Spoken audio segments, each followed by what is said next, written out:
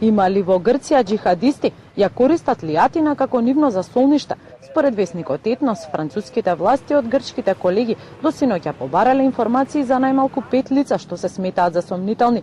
Ахмат Ал-Мохамад е собственикот на пасошот пронајден пред стадионот Стад де Франс по камикази нападот во петокот.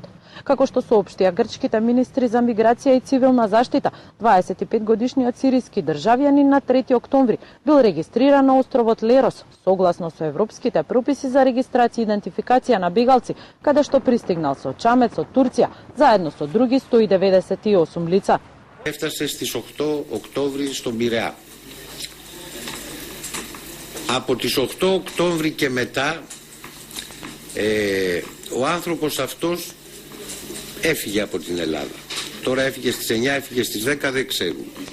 Ψάχνοντας τη διαδρομή του σε συνεργασία με τις υπηρεσίες άλλων χωρών, βρίσκουμε ότι καταγράφεται πάλι τον Οκτώβρη, αφού έχει φύγει από μας, στην Κροατία.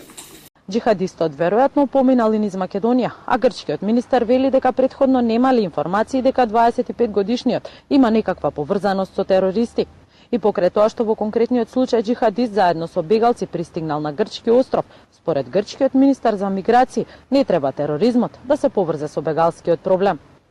Канал 5 во Атина, Сања Ристовска.